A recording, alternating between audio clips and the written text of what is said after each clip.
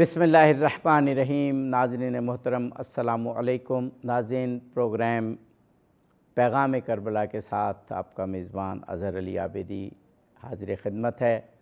ناظرین، ختم مرتبت محمد مصطفیٰ صلی اللہ علیہ وآلہ وسلم نے بارہا اپنے نواسے حضرت امام حسین علیہ السلام کا تعارف اپنی امت کے لیے پیش کیا، بہت مرتبہ آپ کی معرفت کروائی اور آپ کے لیے بارہا ایسے کلمات کہے کہ امت آپ کی قدر و منزلت کو جان لے کہ امام حسین علیہ السلام کی شخصیت کتنی اہم ہے، کتنی بافضیلت ہے، اور دنیا کے تمام انسانوں کی نجات کے لیے ان کی شخصیت کی معرفت کتنی ضروری ہے۔ ہمارے پروگرام کا آج کا موضوع بھی یہی کہ خود ختم مرتبت نے فرمایا تھا کہ حسین سفینہ نجات ہیں، حسین چراغ ہدایت ہیں، اور ائمہ معصومین نے اس کو بارہا بیان کیا۔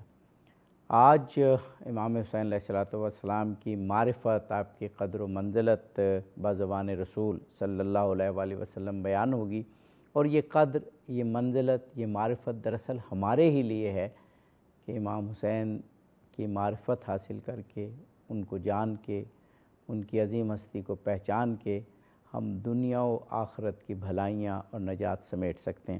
ہمارے ساتھ ہمارے عہد کے ایک بڑے عالم دین جناب مولانا حیدر علوی صاحب موجود ہیں۔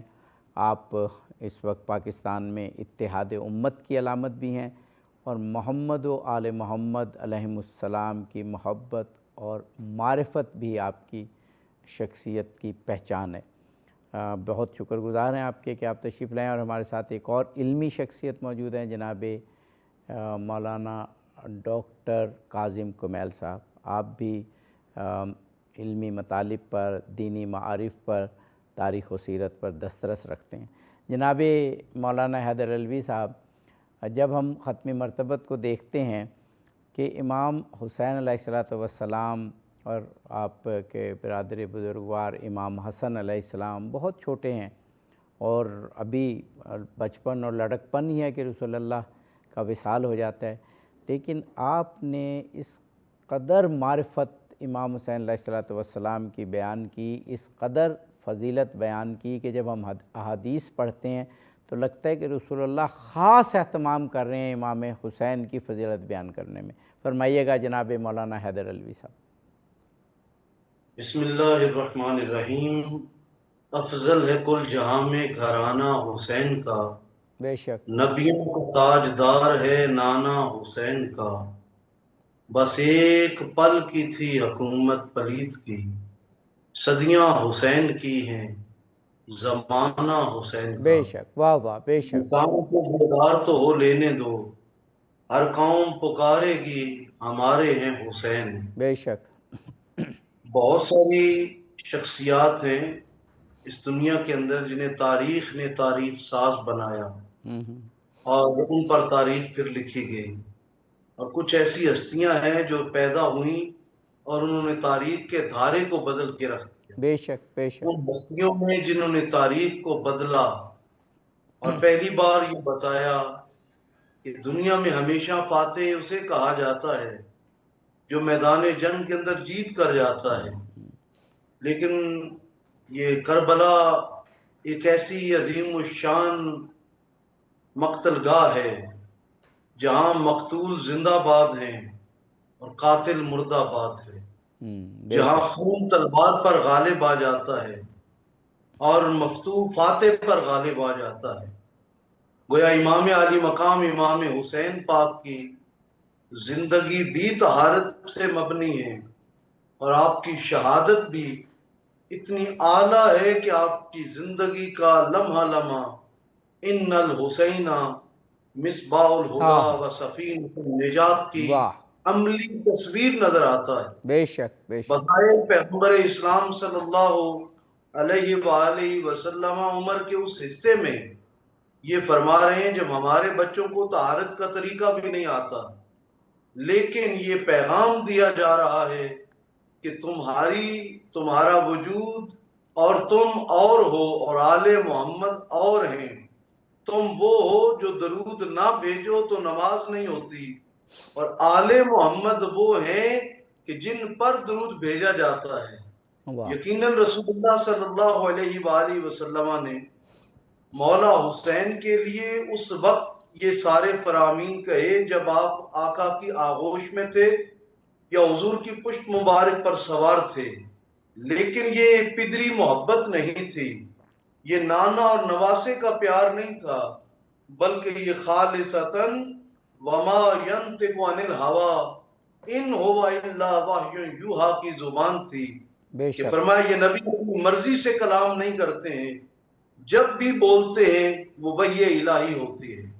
تو یقیناً رسول خدا صلی اللہ علیہ وآلہ وسلم نے جب مولا حسین کے لیے یہ فرمایا کہ ان الحسین مصباح الہدا، کہ میرا حسین ہدایت کا چراغ ہے، تو آقا کریم مولا حسین کی باقی زندگی کا مشاہدہ فرما رہے تھے، اور پھر میرے آقا صلی اللہ علیہ وآلہ وسلم کی نگاہ جہاں تحت الثری پر جاتی ہے، وہیں نبی کریم عرش اولا کی سیر بھی کرتے ہیں، ہاں ہاں، اور نبی کریم لوح و قلم کی سیر بھی فرماتے ہیں۔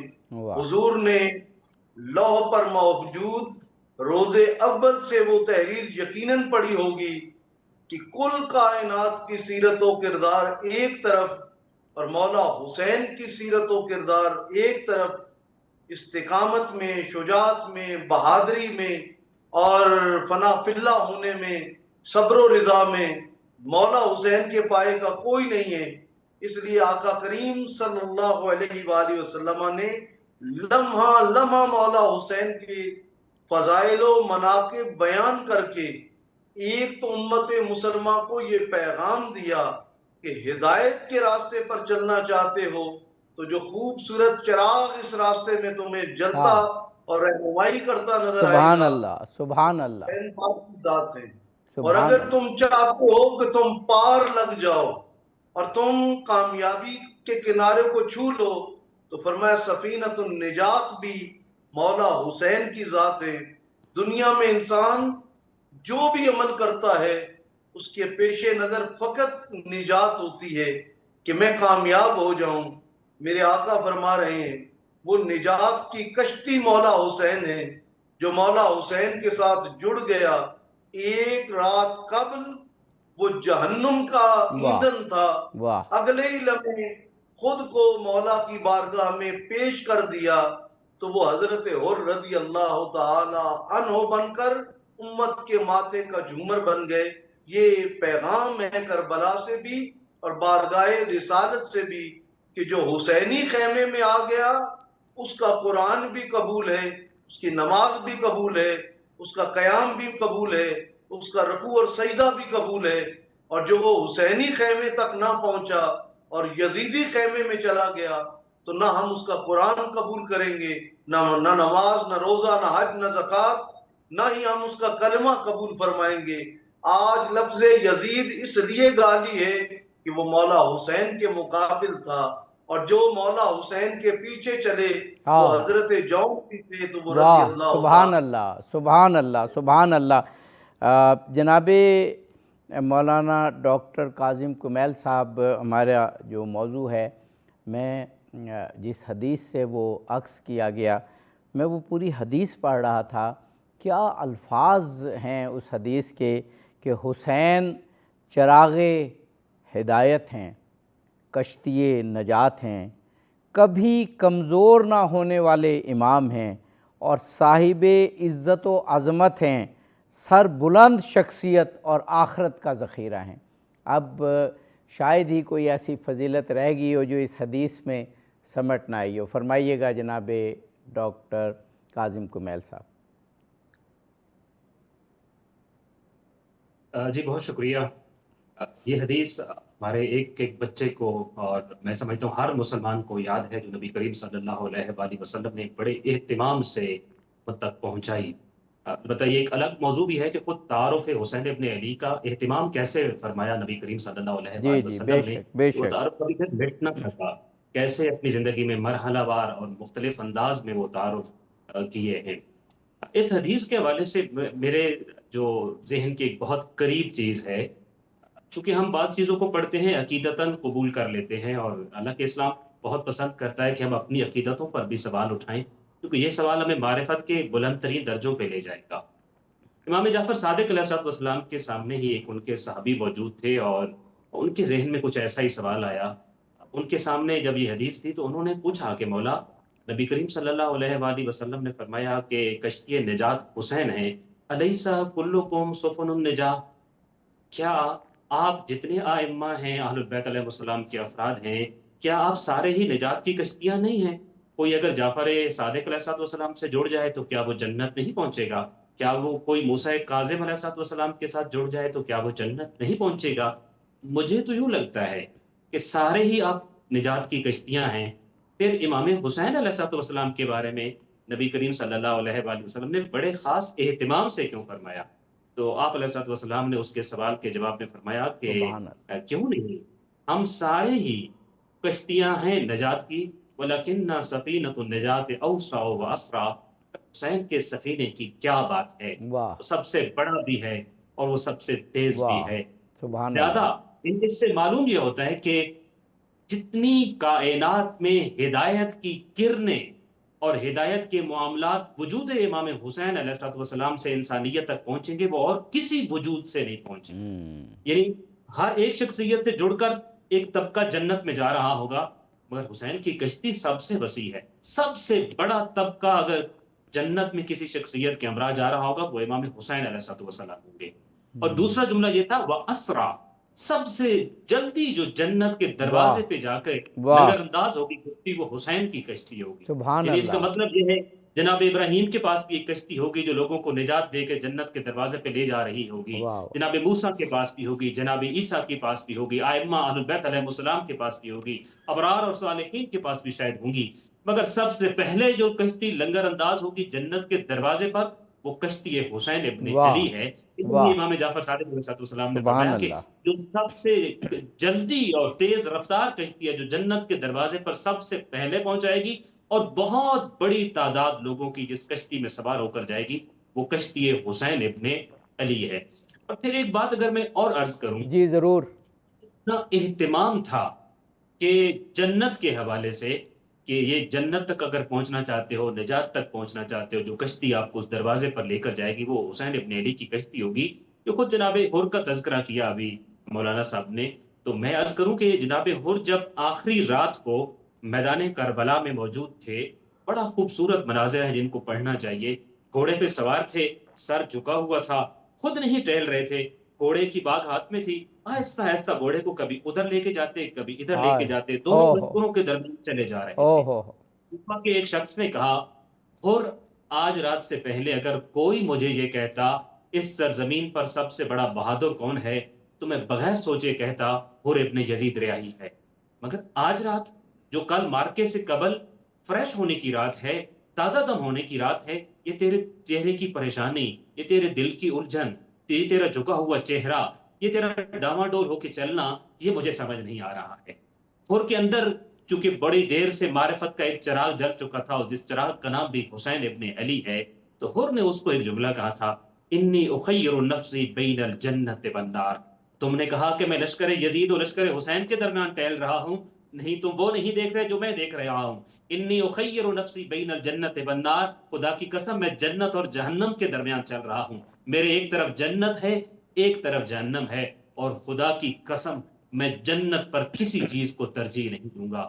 گویا واہ کہ لشکر حسین کو امام حسین کا لشکر نہیں، جنت کی کشتی سمجھ رہے تھے، اسی واہ، لیے کہہ رہے تھے جہاں میں کھڑا ہوں ایک طرف جنت ہے جو کہ میرے سبحان سامنے اللہ، ہے، سبحان ایک اللہ۔ طرف اور جہنم ہے۔ ڈاکٹر صاحب آج بھی اور مولانا صاحب قبلہ آج بھی جب ہم دنیا کو دیکھتے ہیں تو جو ہدایت امام حسین علیہ السلام کے ذریعے، اور وہ ظاہر ہے آقا نامدار رسول اللہ ہی کی تعلیمات ہیں، آج بھی آپ معرکہ حق و باطل دیکھیں جو اسلام اور باطل قوتوں کے درمیان ہے، تو ہر طرف یہی صدا ہے کہ وہ قوم جو اس وقت ڈٹی ہوئی ہے وہ حسینی قوم ہے، اور وہ کربلا سے روشنی لے رہی ہے۔ یعنی آج بھی اگر ہم دیکھیں اس معرکہ حق و باطل میں تو سب سے بڑا جھنڈا جو لہرا رہا ہے وہ امام حسین علیہ السلام کا ہے۔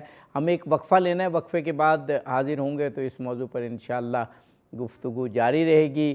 ناظرین، ہماری یقیناً یہ کوشش ہونی چاہیے کہ حسین سفینہ نجات ہیں، کاش ہم اس قابل ہوں کہ اس سفینے کے ذریعے ہم بھی نجات کے کنارے تک پہنچ جائیں۔ ابھی بہت کچھ اس پروگرام میں کہنا باقی ہے، علماء کرام سے سیکھیں گے، سنیں گے امام حسین علیہ السلام کی فضیلت پر میں وصال ہے رسول اللہ کا۔ لیکن یہ اسلام کی حقانیت پر، رسول اللہ کی سچائی اور صدق پر ایمان کتنا بڑھ جاتا ہے کہ ویسے تو قرآن ہمیں کہتا ہے کہ عیسیٰ جھولے میں ہیں تو نبی ہیں، اور امام کی کچھ بھی عمر ہو، کوئی عمر ہو، کوئی سن ہو، وہ امام ہوتا ہے۔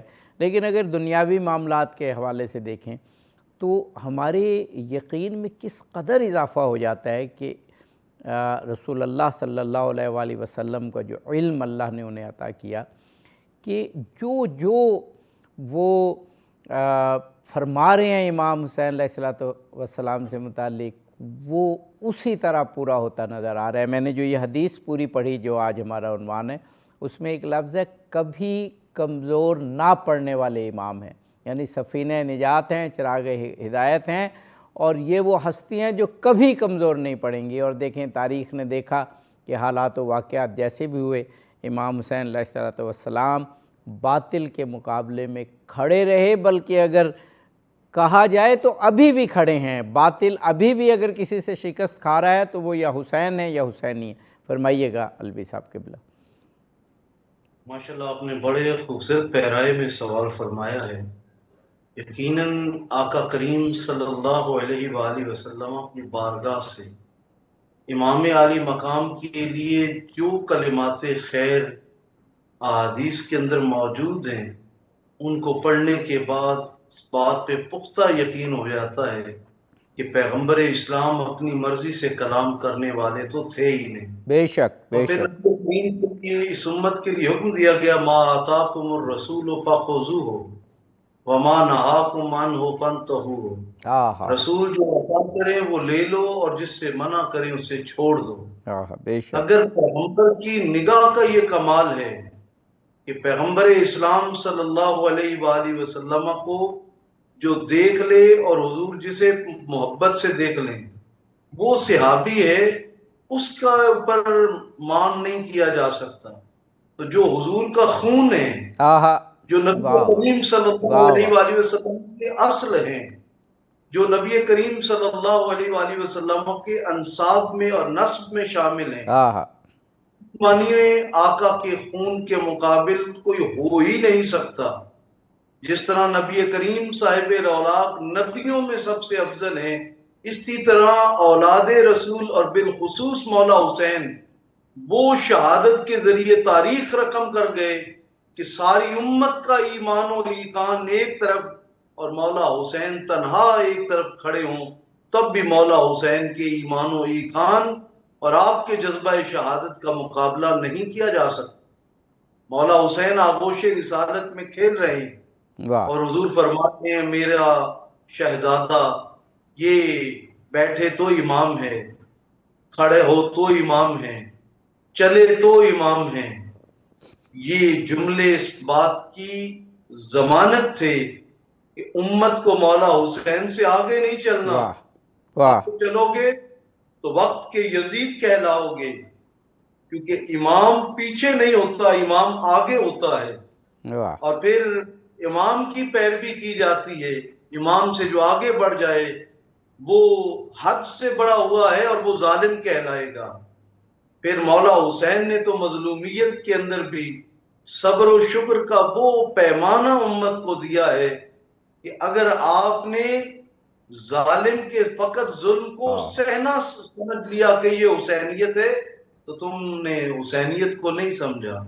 حسینیت یہ ہے کہ اگر یزیدیت پر پھیلائے اور تمہارے مقابلے میں آ جائے تو پھر ولا تہنوا ولا تحزنوا، پھر نہ ہی خوف زدہ ہو نہ غم کھاؤ، انتم الاعلون ان کنتم مؤمنین، غالب تم ہی آؤ گے اگر تم ایمان میں سچے ہو۔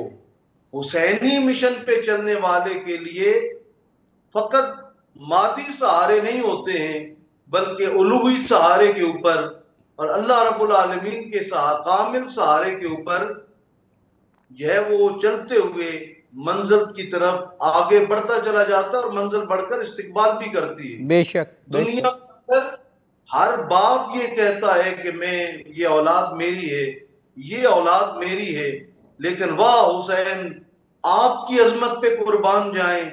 امام الانبیاء، سید الانبیاء، افضل الانبیاء، خاتم الانبیاء فرماتے ہیں حسین منی وانا من الحسین. واہ لوگوں مجھ سے ہے اور میں محمد حسین سے ہوں صلی اللہ علیہ وآلہ وسلم. یہ شرف غیر معمولی شرف ہے. یہاں تلک تو بات سمجھ آتی ہے حسین منی کہ حسین کا جو شرف ہے وہ میرے سبب سے ہے. پیدائش سے لے کر کربلا تک جہاں جہاں تمہیں حسین عظمتوں کا کو ہمارا نظر آتے ہیں تو وہ میرے سبب سے ہے.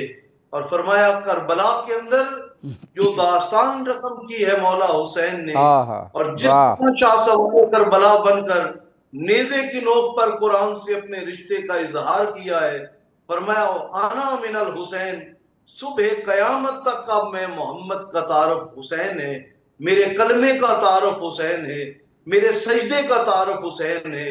اور حضرت سلطان الہند خواجہ معین الدین چشتی اجمیری نے تو کہا تھا حقا کے بنا لا الہ است حسین.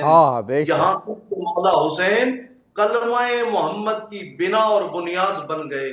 یقیناً آج اس بنیاد جو لا الہ الا اللہ کی بنا ہے وہ مولا حسین کی سیرت و کردار کی صورت میں ہمارے سامنے موجود ہے. فرق اتنا ہے کہ ہم اسے پڑھنے سمجھنے کی کوشش کریں اور اس پر عمل کی کوشش کریں. واہ، بہت خوب بہت خوب.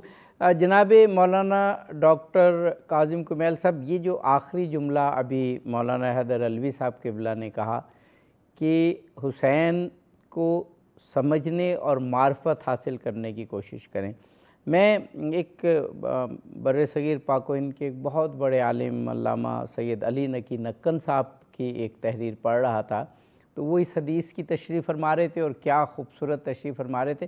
لیکن ایک جملے نے مجھے جھنجھوڑ دیا. انہوں نے کہا کہ ہم حسین کو سفینہ نجات سمجھتے ہیں، اہل بیت کو سفینہ نجات سمجھتے ہیں، لیکن یہ سفینہ کیسا ہے؟ سفینے میں جب آدمی بیٹھ جاتا ہے تو اس کی اپنی حرکت اور سکون ختم ہو جاتا ہے. اب پانی میں سفینہ ہے، جہاں سفینہ جا رہا ہے مسافر بھی وہیں جا رہے ہیں، جو اس پر سوار ہیں سواری بھی وہیں جا رہی ہے. تو دیکھنا یہ ہے کہ اہل بیت اور پھر امام حسین علیہ السلام کے لیے تو یہ حدیث مخصوص بھی ہوئی بطور شخصیت کہ ان کی زندگی کیا ہے، ان کے فرامین کیا ہیں، ان کی شخصیت کیا ہیں، انہوں نے زندگی جن اصولوں کے تحت گزاری وہ کیا ہیں، تعلیمات کیا ہیں، تاکہ ہمارا حرکت و سکون امام حسین علیہ السلام کے مطابق ہو جائے. تو سفینہ نجات کو سمجھنے کا ایک اینگل یہ بھی ہے. جی بالکل درست کہا آپ نے، اور میں البتہ ایک الجھن کا ضرور شکار ہوں کہ آپ نے جو موضوع کہا وہ ہے نبی کریم صلی اللہ علیہ وآلہ وسلم کی احادیث کی روشنی میں تعارف حسین. لیکن چونکہ ہم وقت کے معاملات کو اور خاص طور پہ زمانہ حاضر کی چیزوں کو بھی ڈسکس کر رہے ہیں اور جی ضرور ہے. تو آپ جو بھی رسول اللہ کی احادیث سے معرفت حسین دینا چاہیں، ہم ہمتن گوش ہیں. بالکل ایسے ہی ہے. دیکھیے حسین ابن علی وقت کے دھارا بدلنے والی شخصیت کا نام ہوتا ہے. جس شخصیت نے زمانے کو بدلا ہو، جس شخصیت نے وقت کے دھاروں کو اور اصولوں کو بدل دیا ہو ایک لحاظ سے، ان کو حسین ابن علی کہتے ہیں. کیونکہ میں ایک کمنٹ کرنا چاہتا ہوں، گزشتہ جو گفتگو ہوئی حالات حاضرہ میں ہم نے دیکھا، اب دیکھ لیجئے کہ اس مارکہ حق و باطل سے پہلے یا ایون مارکہ حق و باطل کے آغاز میں جب ریزسٹنس شروع ہوا تو کسی بہت زیادہ لوگوں کے کہہ لیجیے اکثریت کے وہم و گمان میں بھی نہیں تھا کہ یہ مارکہ اختتام پذیر کہاں پہ ہوگا اور کسی فتح پر اس کا اختتام پذیر ہوگا. مگر چونکہ حسینی تھے مد مقابل اور حسین ابن علی سے سیکھا ہوا تھا. وہ امام خمینی کا جملہ مجھے یاد آتا ہے جو انہوں نے انقلاب کے بعد میں کہا تھا کہ انقلاب کے معاملے میں میرے پاس جو کچھ بھی ہے از امام حسین علیہ السلام ہے، بے وہ شک سارا امام حسین سے ہم نے سیکھا ہوا ہے.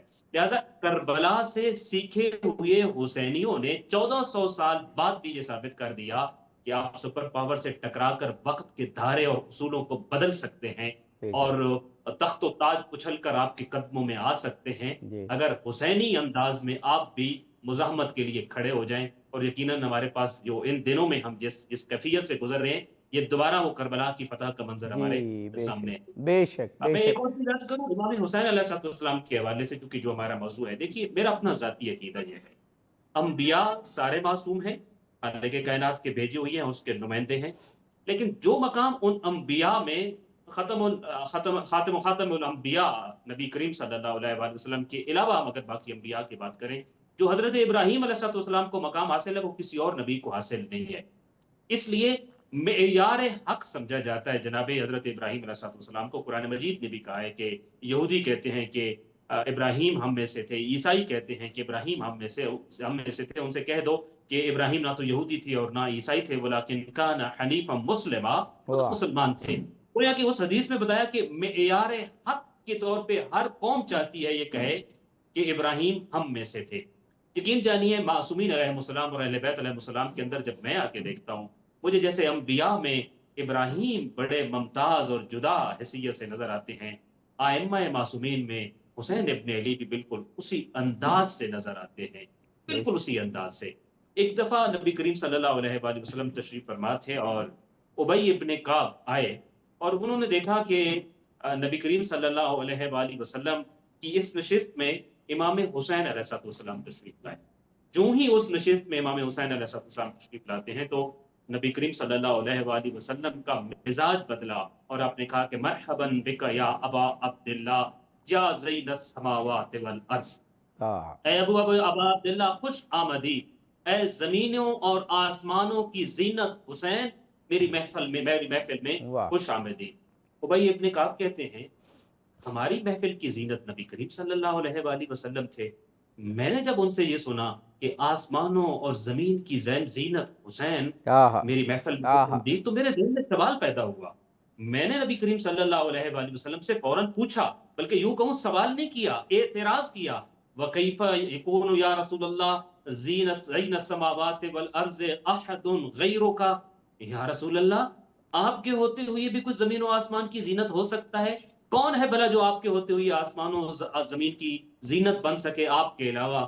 تو نبی کریم صلی اللہ علیہ وآلہ وسلم نے ابی کو کہا، یا ابی والذی بعثنی بالحق نبیا، خدا کی قسم، مجھے اس ذات کی قسم جس نے مجھے نبی بنا کر بھیجا ہے، ان الحسین فی السماء اکبر منہ فی الارض. ہاں تم کیا جانتے، تم جس حسین کو زمین پہ چلتے پھرتے دیکھتے ہو، وہ حسین آسمان کا حسین، زمین کے حسین سے بھی زیادہ بلند مرتبہ ہے، واہ زیادہ فضیلتوں کا حامل ہے. اس صرف فرش پہ نہیں، عرش پہ بھی حسین ابن علی کے تذکرے ہیں. اور پھر اگلا جملہ ارشاد فرمایا کہ عرش پروردگار کے دائیں جانب، عرش پروردگار کے دائیں پائے کے اوپر یہ جملہ لکھا ہوا ہے، حسین مصباح الہدی و ہاں سفینۃ النجاۃ. کہ واہ یہ جو آپ کا آج سبحان کا ٹاپک ہے، ابی تو یہاں کہہ رہا ہے کہ میں نے زین السماء والارض کہا، مجھے تو عرش پروردگار نظر آ رہا ہے، مجھے تو آسمانوں کا حسین زمین کے حسین سے بھی زیادہ بلند مرتبہ نظر آتا ہے کہ وہاں حسین کے چرچے اور بھی زیادہ ہیں. عرش پروردگار پہ میں جو تحریر دائیں طرف دیکھتا ہوں وہ بھی یہی ہے، حسین کے نام پہ منون ہے اور لکھا ہوا ہے کہ حسین وہ ہے جو چراغ ہدایت ہے، جو کشتی نجات ہے. تو امام علیہ السلام کا جو معاملہ آپ نے کہا، یہ صرف اس یہاں تک نہیں بلکہ ایک جملہ اور بھی اگر میں آپ کے اس پروگرام جی میں عرض جی کرتا چلوں. جی سورہ زمر میں ایک بہت بڑے وقت کے مجتہد ہیں آیت اللہ حافظ بشیر نجفی، ان کے حوالے سے کہہ رہا تھا، جی جی سن رہا تھا. وہ یہ کہتے ہیں کہ قرآن نے دو منظر بیان کیے ہیں قیامت کے دن، جی جی ایک جہنمیوں کا ہے اور ایک پھر جنتیوں جی کا. پروگرام پیغام کربلا ماہ محرم کا پہلا عشرہ پوری دنیا قربانی حسین کو، امام حسین علیہ السلام کی ذات والا صفات کو اور آپ کی عدیم النظیر قربانی جو ریگزار کربلا میں آپ نے پیش کی، اس کی یاد منا رہی ہے. کریا کریا کوچا کوچا شہر بہ شہر پوری دنیا میں صف ازاں ہے، نوحہ خوانی ہے، ماتمداری ہے، مجالس ہیں، محافل ہیں، سیمینارز ہیں، گروپ ڈسکشنز ہیں. گویا پوری دنیا کسی نہ کسی انداز میں اس وقت حسین کا نام لے رہی ہے.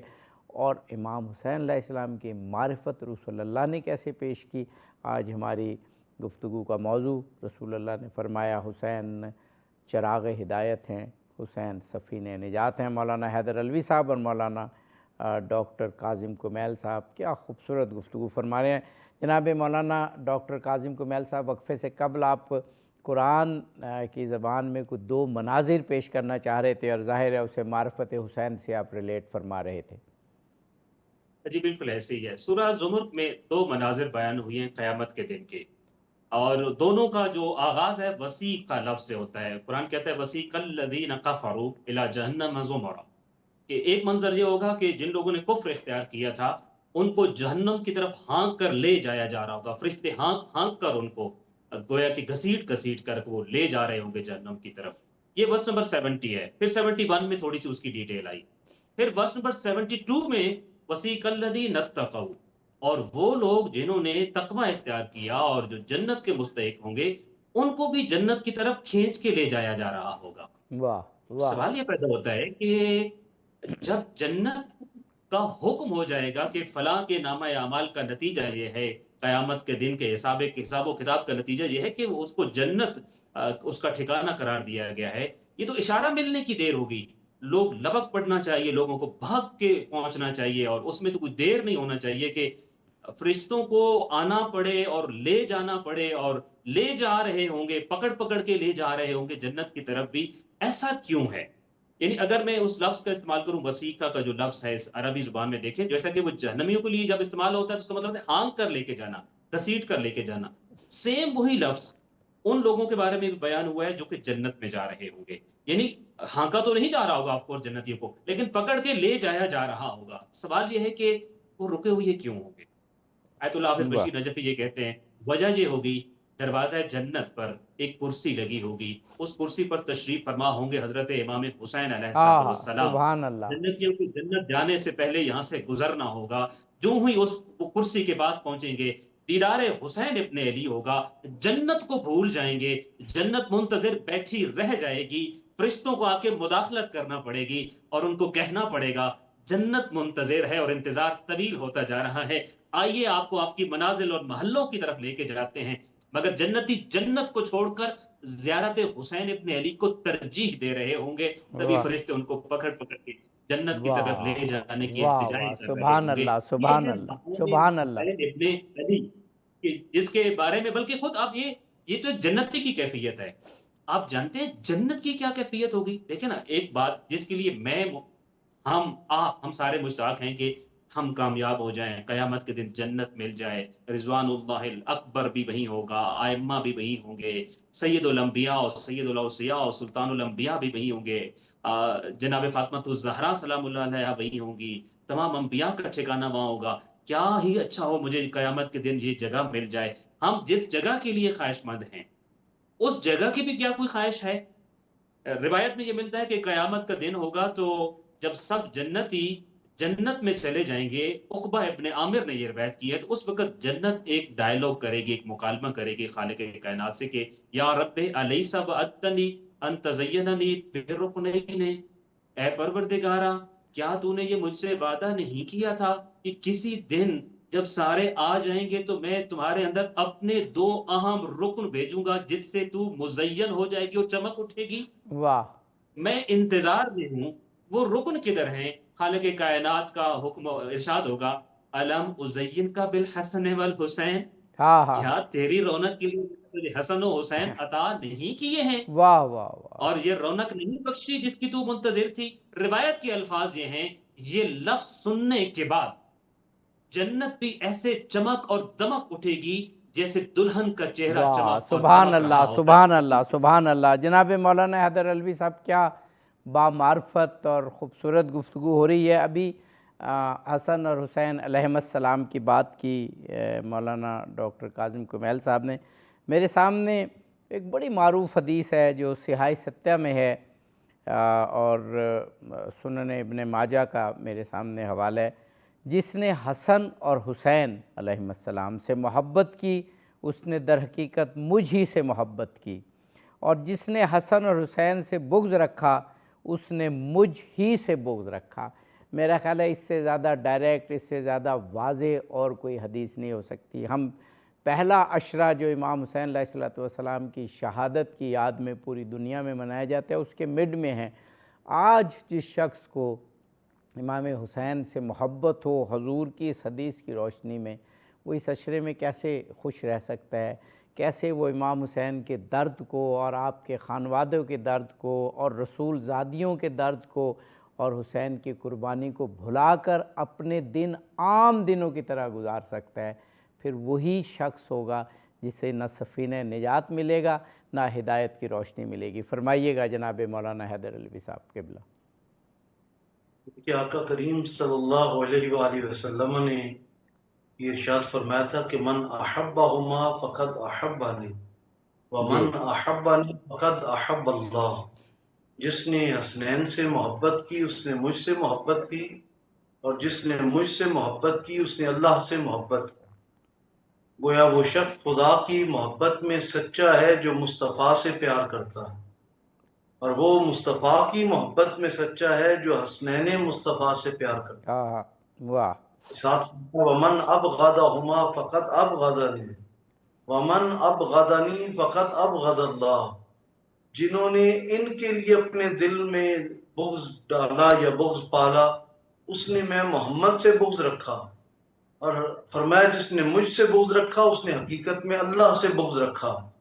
گویا رسول رحمت یہ فرما رہے ہیں کہ اگر اللہ کے دامن توحید سے جڑنا چاہتے ہو تو دامن رسالت سے جڑ جاؤ، اور اگر دامن رسالت میں پناہ لینا چاہتے ہو تو دامن امامت و ولایت سے جڑ جاؤ۔ سبحان اللہ! یہ دامن امامت و ولایت تمہیں حق شناس کر دے گا، تمہیں خود آگاہ بھی کرے گا، خدا آگاہ بھی کرے گا، مصطفیٰ سے بھی ملا دیں گے اور خدا سے بھی ملا دیں گے۔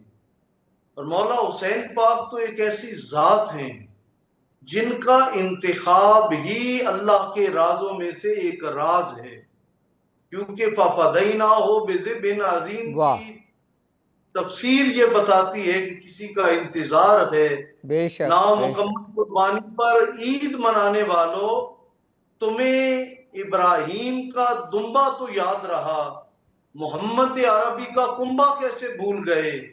اور یقیناً جنہیں رسول اللہ کا کنبا بھولا ہوا ہے ان کی عید الاضحیٰ بھی عید نہیں ہے۔ اور اسلام نے تو کیلنڈر کے آغاز کو قربانی حسین سے جوڑا اور اختتام کو قربانی ابراہیم اسماعیل سے جوڑ کر وہی اقبال کی تفسیر بیان کر دی کہ غریب و سادہ و رنگین ہے داستان حرم، واہ واہ! نہایت اس کی حسین ابتدا ہے اسماعیل۔ واہ واہ! وہ نامکمل قربانی جس کی تکمیل کربلا میں ہونی تھی، یہاں نہ چھری نے اپنی فطرت بدلی بلکہ پروردگار ارض و زمان نے یہاں دو بنیادی کام، ایک حضرت اسماعیل کی نامکمل قربانی کی تکمیل، اور دوسرا امت محمدیہ کے لیے شہادت کو عبادت کا درجہ دینا تھا۔ سیرت مصطفیٰ کریم وہ سیرت ہے کہ جس سے جو چیز جڑ جائے عبادت بن جاتی ہے۔ بے شک شہادت تڑپ رہی ہے کہ میں بھی مصطفیٰ کے وجود سے جڑ جاؤں، کہ میں بھی عبادت کا درجہ حاصل کر لوں، لیکن غدیر کے مقام پر پروردگار ارض و سما نے گارنٹی دی واللہ یعصمک، اللہ آپ کی حفاظت کرے گا انسانوں سے، آپ شہید اب نہیں ہو سکتے، انسانوں کے شر سے ہم آپ کو بچائیں گے۔ خواہش مصطفیٰ کی ہر نماز میں تھی اللہم انی اسالک شہادتا فی سبیلک، اللہ میں تیرے راہ میں تیرے راستے میں شہادت کی آرزو رکھتا ہوں، لیکن شہادت سری ہو یا شہادت جہری اس کے لیے جن وجودوں کا اہتمام کیا گیا، شہادت سری کی تفسیر امام حسن مجتبیٰ بنتے ہیں جن کو زہر دے کر شہید کیا گیا، اور رسول اللہ کی سیرت کا شہادت کا وہ باب جو شہادت جاری ہے، جو عملاً دشمن کے ہاتھوں مارا جانا ہے، اس کی تفسیر امام حسین پاک ہیں۔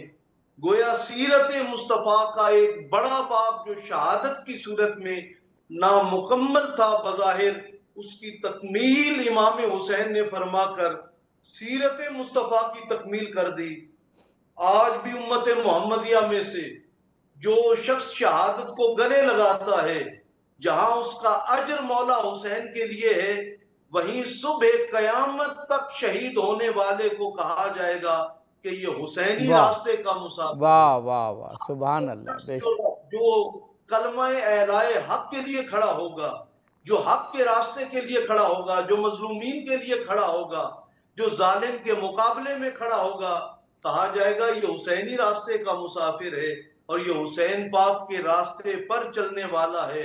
آج امت محمدیہ کے سامنے ایک آنکھ والا وہ دجال بھی موجود ہے جو اپنے آپ کو اپنی زبان سے بظاہر سپر پاور کہنا چاہتا ہے، لیکن امت محمدیہ کا یہ عقیدہ مولا حسین نے کربلا کی سرزمین پر جہاں ایک طرف یہ نعرہ لگایا مثلی لا یبایع مثلا، مجھ جیسا اس جیسے کی واہ، عبادت جو ہے وہ سبحان بیعت اللہ، نہیں بے کر شک سکتا، وہی مولا حسین نے کلمہ اعلائے حق کی خاطر سب کچھ قربان کر کے یہ بھی پیغام دے دیا، سپر پاور وقت کا یزید نہیں ہوتا بلکہ سپر پاور ان واہ، بے اللہ شک بے علی شک بے کل شک، شیء سبحان قدیر اللہ۔ ہوتا ہے۔ جناب مولانا حیدر علوی صاحب، ہمارے پروگرام کا وقت بہت کم رہ گیا۔ جناب مولانا ڈاکٹر کاظم کمیل صاحب، 2 منٹ ہیں آپ کے پاس، پروگرام کو کیسے آپ وائنڈ اپ کریں گے؟ اس میں تو کوئی شک نہیں کہ رسول اللہ نے فرما دیا کہ حسین سفینہ نجات ہیں، حسین چراغ ہدایت ہیں، حسین کبھی نہ کمزور پڑنے والے قوی امام ہیں، حسین کی معرفت ہمارے لیے ضروری ہے۔ آج کے دور میں اس سفینہ نجات سے ہم کیسے نجات حاصل کر سکتے ہیں، کیسے روشنی حاصل کر سکتے ہیں؟ پروگرام سارا اسی بات میں گزرا، آخری 1-2 منٹ آپ کا پیغام۔ جی میں انشاءاللہ ایک چیز پہ عرض کروں گا جو آج کا پیغام بھی ہوگا اور سوال بھی ہوگا جس پہ ہمیں سوچنا چاہیے جی جی کہ نبی کریم صلی اللہ علیہ وآلہ وسلم نے قدم بقدم، بلکہ میں یہ کہوں کہ حضرت آدم علیہ السلام سے لے کر نبی خاتم تک خالق کائنات نے تعارف حسین کے کئی مرحلے اور سلسلے رکھے تھے، مگر نبی کریم صلی اللہ علیہ وآلہ وسلم نے اپنی زندگی میں ولادت امام حسین سے لے کر کے شبر و شبیر کے نام پر حسن و حسین نام رکھ رہا ہوں، چونکہ یہ ہارون کی طرح علی کے بیٹے ہیں جو کہ میرے وسیع ہیں، اور پھر سجدہ طویل کر کے کہا لوگوں کو جب اٹھانے لگے دعوہما، ان کو چھوڑ دو۔ بات یہ ذہن میں رکھو کہ جو ان سے محبت رکھتا ہے خدا ان سے محبت رکھتا ہے۔ خطبہ قضا کر کے جا کے خود اٹھا کے اپنے برابر میں آ کر بٹھایا، اور پھر مرحلہ وار پہلے گھر والوں کو، پھر مسجد میں، پھر بڑے مجمع کو، اور پھر اس بڑے مجمع کے بعد گلی محلے کے لوگوں کو بھی دکھانے کے لیے اپنے کندھوں پر بٹھا کر کہا، اور کہا یہ نہ دیکھو کہ سوار کون ہے، یہ نہ دیکھو کہ سواری کون ہے، بلکہ یہ دیکھو کہ سوار کون ہے۔ پھر آسمان کی مخلوقات کو تعارف کرانے کے لیے جنت سے لباس منگوایا تاکہ فرشتوں کو بھی معلوم ہو کہ کس کا درزی بن کے جانا ہے۔ ایک ایسی شخصیت جس کا قدم بقدم اتنا بڑا تعارف نبی کریم صلی اللہ علیہ وآلہ وسلم نے فرمایا۔ مستدرک علی الحاکمین جو ہے وہ انہوں نے تو یہ لکھا ہے کہ جب کہا تھا کہ جو ان سے محبت کرتا ہے وہ مجھ سے محبت کرتا ہے، جو مجھ سے محبت کرتا ہے وہ اللہ سے ڈاکٹر صاحب، محبت ہمارے کرتا ہے۔ پاس آخری جملہ یہ 30 سیکنڈ، 30 سے 40 سیکنڈ ہیں۔ جی میں یہ عرض جی کرتا ہوں، میں جی آخری سوال یہ چھوڑتا ہوں، جی جی اتنے بڑے مقام رکھنے والے حسین ابن علی مدینہ چھوڑ گئے، مدینہ والوں نے ساتھ کیوں نہیں دیا؟ مکہ چھوڑ گئے، مکہ والوں نے ساتھ کیوں نہیں دیا؟ ایک اہم سوال یہ نہیں کہ حسین کوفہ کیوں گئے، ایک اہم سوال یہ بھی ہے اتنی عظمتوں کے مالک حسین مدینہ سے چلے گئے، مدینہ والے ساتھ کیوں نہ رہے؟ مکہ سے چلے گئے، مکہ والوں نے روک کر ساتھ کیوں نہیں دیا؟ اور حسین ابن علی کے لیے ڈھال کیوں نہیں دیا؟ جی اس کا جواب شاید جوش نے بہت خوبصورت انداز میں دیا کہ انسان کو بیدار تو ہو لینے دو، ہر قوم پکارے گی ہمارے ہیں حسین۔ اس وقت بھی جو بیدار تھے انہوں نے لبیک کہا، اور آج بھی جو بیدار ہیں وہ امام حسین کے لیے لبیک کہہ رہے ہیں۔ جناب مولانا ڈاکٹر کاظم کمیل صاحب، جناب مولانا حیدر علوی صاحب، کیا خوبصورت دلنشیں مدلل گفتگو آپ نے فرمائی معرفت حسین کے باب میں۔ خدا کرے معرفت حسین کے اس باب سے ہم بھی روشنی حاصل کریں، توانائی حاصل کریں اور نجات یافتہ بن جائیں۔ ناظرین محترم، پیغام کربلا کی اس ایپیسوڈ سے اظہر علی عابدی کو اجازت دیجیے۔ فی امان اللہ۔